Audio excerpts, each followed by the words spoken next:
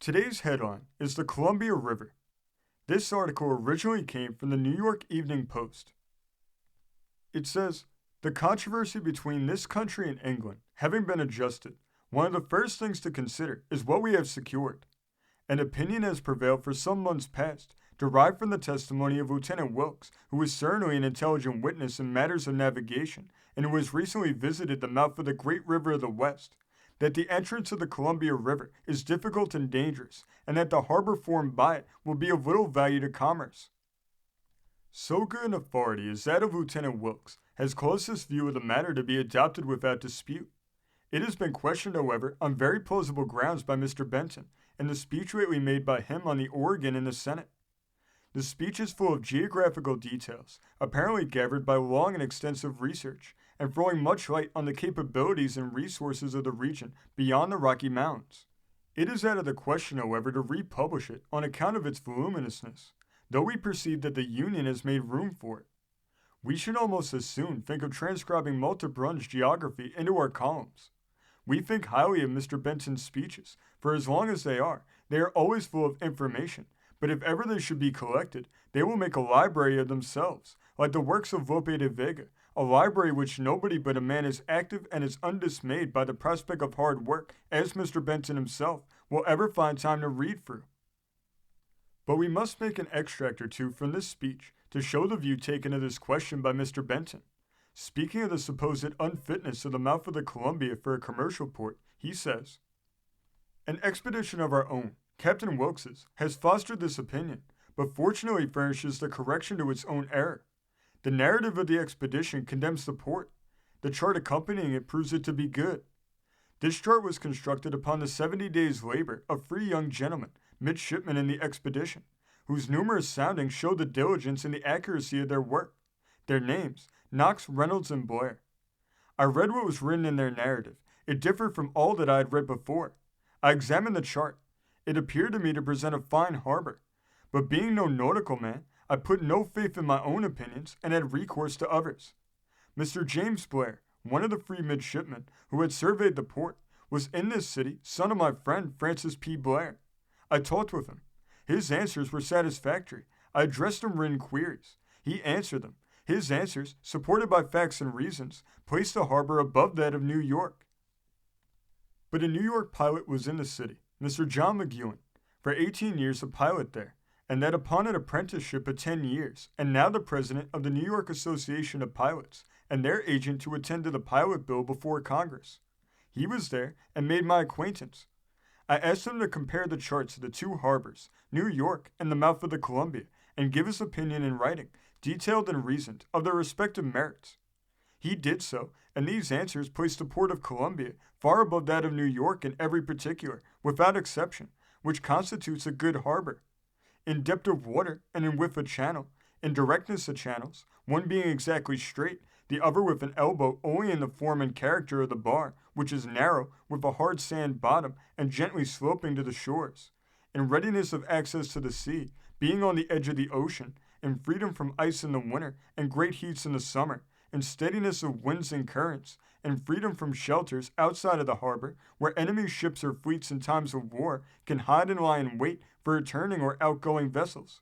In number, extent, and safety of anchoring places, sufficient for any number and any class of vessels, immediately within the harbor. In defensibility, being from the narrowness of the mouth and the high points which overlook it, susceptible of absolute defense. And in this respect, the Columbia stands out preeminently distinguished over all the rivers of the Atlantic and most of those of the world. No 7 months, like the Nile, or free like Mississippi. No broad outlets through low sands and marshes, no wide expanse of water at its mouth, but a bay within, large enough to hold 10,000 vessels, a narrow gate to enter the sea, and promontories on each side to receive batteries to defend it. In short, in a state of nature, without pilots, lighthouses, buoys, beacons, steam towboats, and excellent port.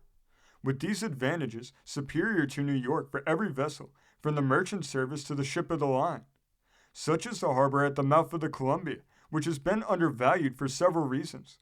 among others, to find an argument for going to 5440 to search for harbors in the depths of volcanic chasms, often too deep for anchorage, too abrupt for approach, and always seated in sterile lands, to which geography has attached the name of desolation. Like the other disadvantages attributed to the Columbia, that of the harbor at the mouth of the river vanishes, but turns out to be one of its great and positive superiorities. I would read the statements of Midshipman Blair and the pilot Mr. McEwen, but find them too long for a place in a speech. They will appear in an appendix. All the capacities of this harbor are well known to the British. Often had their government vessels surveyed it, 3 times that I know of, and never with a disparaging report. But why argue? While I speak, the work is going on. Vessels have been entering the port ever since 1792, a period of 56 years. Without pilots, lights, buoys, beacons, steam towboats, without any of the aids which the skill and power of civilization gives to port. They are entering it now, and counting from its first discovery, there is not a day in the year, nor an hour in the day, or in the night, in which they have not entered it safely. A few have been wrecked, and a very few. The great mass have entered safely, and this in a state of nature. What will it be, then, when aided like the established ports of the civilized world?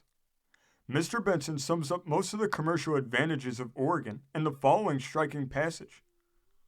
Commercially, the advantages of Oregon will be great, far greater than any equal portion of the Atlantic states. The Eastern Asiatics, who will be their chief customers, are more numerous than our customers in Western Europe, more profitable to trade with, and less dangerous to quarrel with. Their articles of commerce are richer than those of Europe. They want what the Oregons will have to spare, bread and provisions, and have no systems of policy to prevent them from purchasing these necessaries of life from those who can supply them. The sea which washes their shores is every way a better sea than the Atlantic.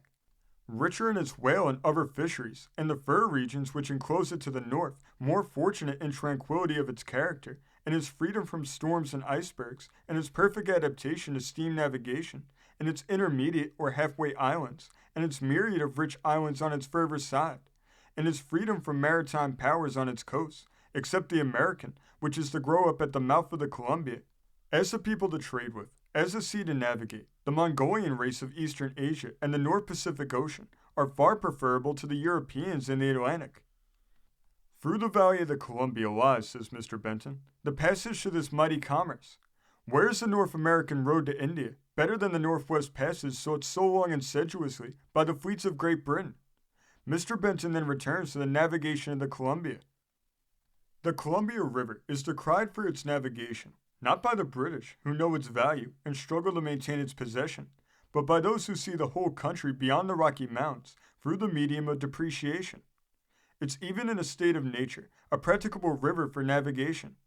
The tide flows up at 180 miles, and to that distance there is ship navigation. Bateaux ascended to Fort Colville, at the Upper Falls, making more or fewer portages according to the state of the water, and beyond that point they still ascend to the boat encampment opposite the head of the Athabasca, where a pass in the mountains leads to the waters of the frozen ocean. Periodically, the river is flooded by the melting of the snows in the mountains, and many of the falls and rapids are buried in deep water, and no trace of them seen. This is even the case with the Great Falls, where a pitch of 28 feet at low water disappears wholly under the flood. 60 feet is the rise, and that annual and punctual. No ice obstructs its surface, no sunken trees encumber its bottom. Art will improve the navigation, and steam vessels will undoubtedly run to the upper fall, the pitch 16 feet, a distance from tidewater of some 600 miles, and the point where the land carriage of 60 miles begins. Clark's River has a breadth of 150 yards up to its forks, being near the width of the Cumberland at Nashville. The melting of the snow gives it a periodical flood. The valley through which this river flows is rich and handsome, in places 15 miles wide, well wooded and grassy, ornamented with the beautiful Flathead Lake, a lake of 35 miles in length, seated in a large fertile cove and embosomed in snow-capped mountains. Hot and warm springs, advantageously compared by Lewis and Clark to those in Virginia, also enrich it. And when the East India trade has taken its course through this valley, here may grow up, not a Palmyra of the desert, but a Palmyra queen of the mountains. From the forks of Clark's River, nearly due east, it is about 90 miles to the North Pass, along a well-beaten buffalo road and over a fertile, grassy, and nearly level mountain plain. The North Pass is as easy as the South, practicable by any vehicle in a state of nature, and no obstacle to the full day's march of the traveler. Lewis and Clark made 32 miles the day they came through it, and without being sensible of any essential rise at the point of separation between the Atlantic and Pacific waters. To the right and left, the mountains rose high, but the pass itself is a depression in the mountain, sinking to the level of the country at their base. From this pass to the Great Falls of the Missouri, and nearly east from it, is 60 miles. In all, 150 miles from the forks of Clark's River to the Great Falls of the Missouri, which added to 60 miles from Clark's River to the upper falls of the Columbia, gives 210 miles of land carriage between the large navigable waters of the Columbia and Missouri. This story came from the great state of New York, being reported in the Binghamton Courier of July 1st, 1846. Thank you for joining us today. If you want to continue to uncover all of America's lost and forgotten history, then remember before you leave to hit the subscribe button, hit the notification bell, and remember to like and comment below. And we will see you next time on Americana Archives.